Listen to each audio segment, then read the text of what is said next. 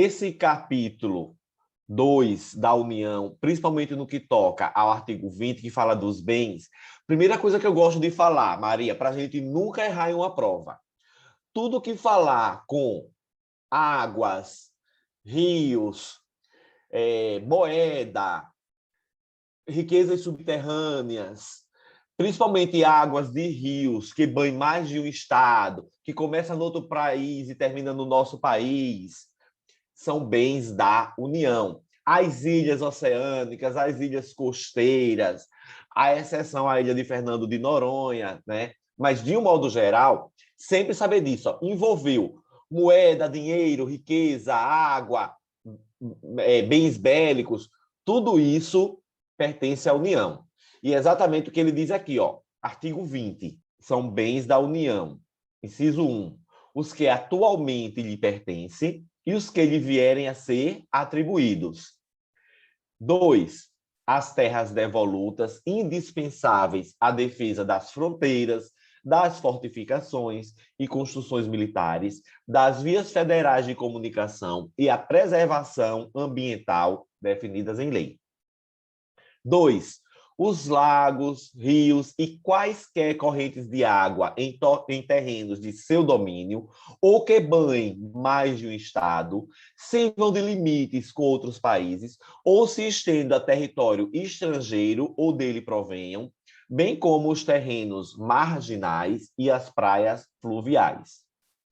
4, as ilhas fluviais e lacustres nas zonas limítrofes com outros países, as praias marítimas, as ilhas oceânicas e as costeiras, excluídas destas, as que contenham sede de municípios, exceto aquelas áreas afetadas ao serviço público e à unidade ambiental federal e as referidas no artigo 26.2. Aqui, Maria, o exemplo clássico de ilha costeira que não pertence à União é Fernando de Noronha, que Fernando de Noronha é um município que faz parte do estado de Pernambuco. 5, os recursos naturais da plataforma continental e da zona econômica exclusiva. 6, o mar territorial. 7, os terrenos de marinha e seus acrescidos. 8, os potenciais de energia hidráulica. 9, os recursos minerais, inclusive os do subsolo.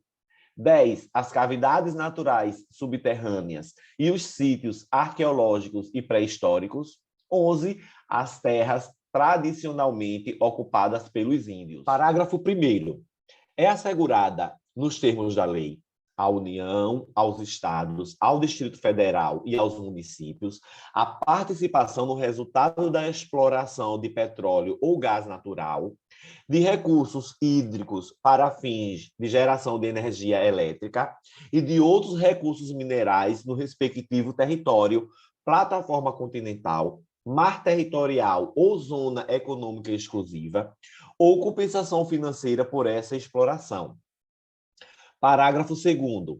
A faixa de até 150 quilômetros de largura ao longo das fronteiras terrestres, destinada como faixa de fronteira, é considerada fundamental para a defesa do território nacional e sua ocupação e utilização serão reguladas em lei. Então, vai ser o julgamento do tema 1031 de repercussão geral, previsto para hoje, que servirá de parâmetro para a resolução de pelo menos 82 casos semelhantes que estão sobrestados.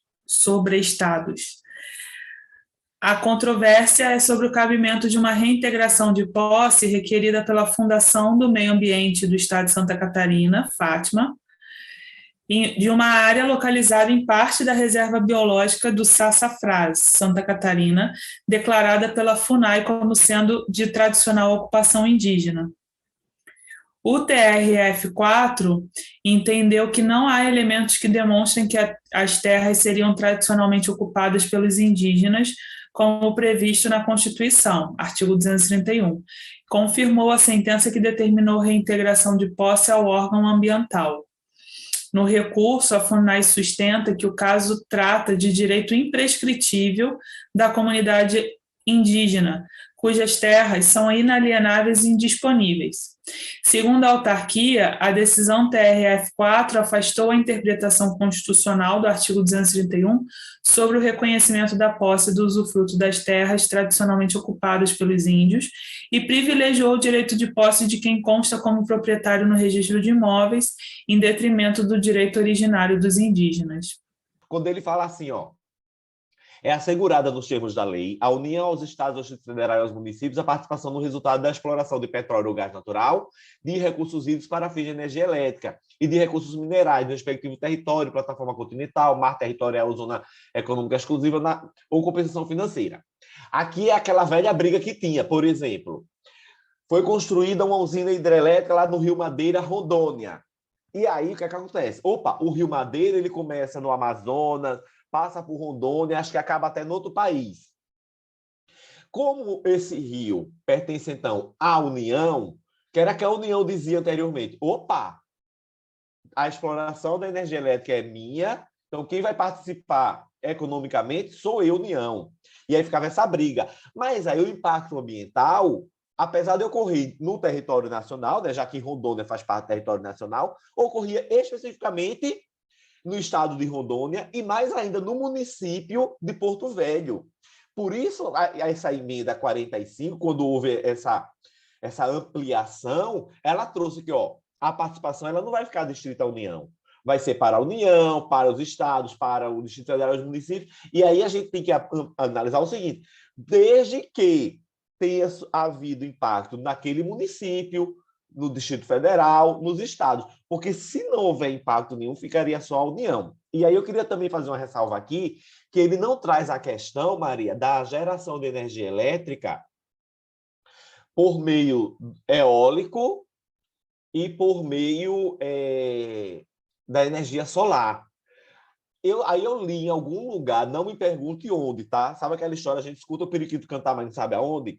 Eu li em algum lugar, por uma interpretação analógica, sistemática da Constituição com as demais regras, aplica-se também a geração de energia solar e eólica, essa participação da União, Estado, Distrito Federal, municípios, ou a compensação financeira, tá? O resumo do professor Vitor Cruz na Constituição anotada para concursos, ele fala que existem bens exclusivos da União e outros que, dependendo da situação, poderão pertencer à União, estados, municípios, até mesmo a terceiros. Então, terras devolutas, em regra, pertencem aos estados e, como exceção, à União, se indispensáveis à defesa das fronteiras, fortificações e construções militares ou vias federais de comunicação ou à preservação ambiental. Conceito que ele traz de terras devolutas, que você já mencionou ontem, né? São aquelas que nunca tiveram proprietários ou foram devolvidas ficando sem dono. Passam, então, a integrar o patrimônio público. As ilhas fluviais e lacustres, em regra, são dos estados e, exceção da União, se fizer limite com outros países. Se for interestadual, também é da União, né?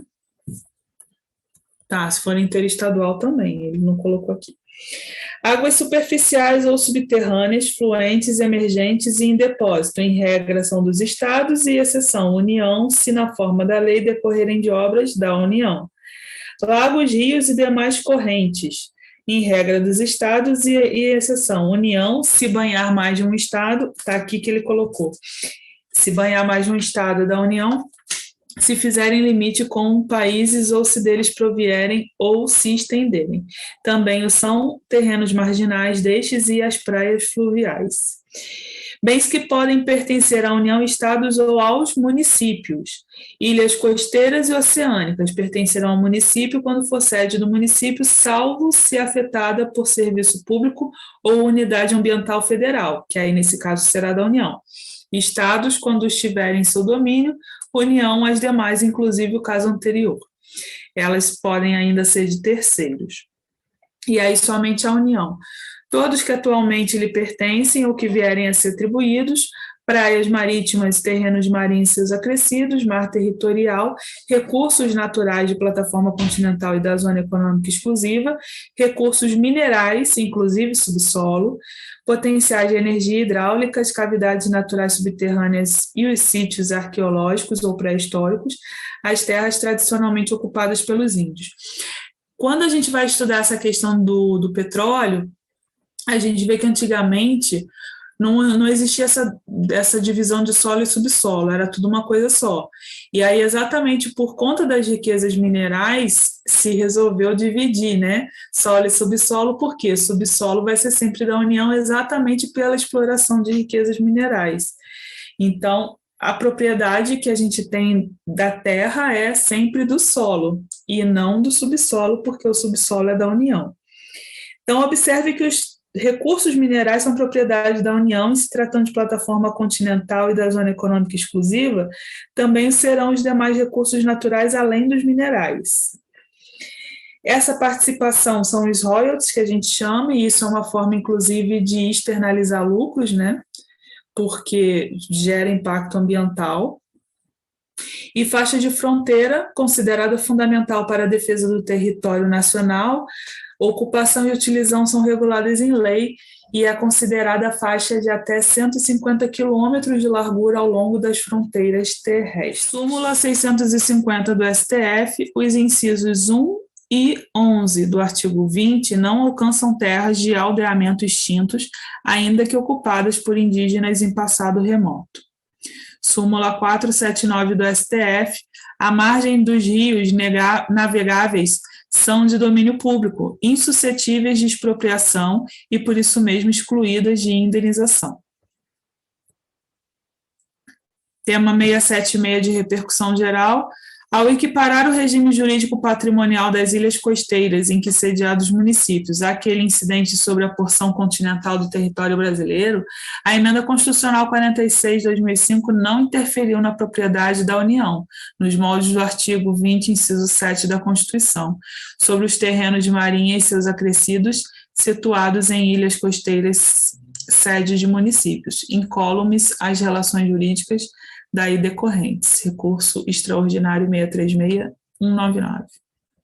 Conforme já decidido pelo plenário desta Suprema Corte, quando do indeferimento da medida cautelar, entendo não violar a Constituição a previsão, em Constituição e legislação estaduais para fins tributários, de que as porções do mar territorial da plataforma continental e da zona econômica exclusiva integram o território do Estado do Rio de Janeiro e municípios do litoral.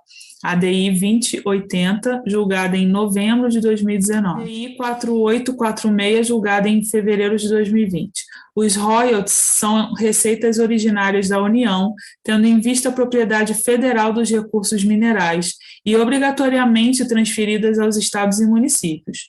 É constitucional a imposição legal de repasse de parcela das receitas transferidas aos estados para os municípios, integrantes da territorialidade do ente maior. Junho de 2020, ACO 747. O bônus de assinatura constitui-se como parcela devida pela própria adjudicação do contrato licitado, não sendo estimado em relação às futuras receitas do concessionário advindas de suas atividades, sendo paga anteriormente ao início de qualquer atividade de exploração e independentemente do êxito do empreendimento. O bônus de assinatura, artigo 45.2 da Lei 9478 de 97, corresponde ao valor pago pela concessionária vencedora de licitação de campos exploratórios de petróleo, cujo pagamento se dá no ato da assinatura do contrato, com a própria finalidade de que aquela entidade seja a vencedora do procedimento licitatório, obtendo a concessão para a realização das atividades de pesquisa e exploração em determinada área licitada.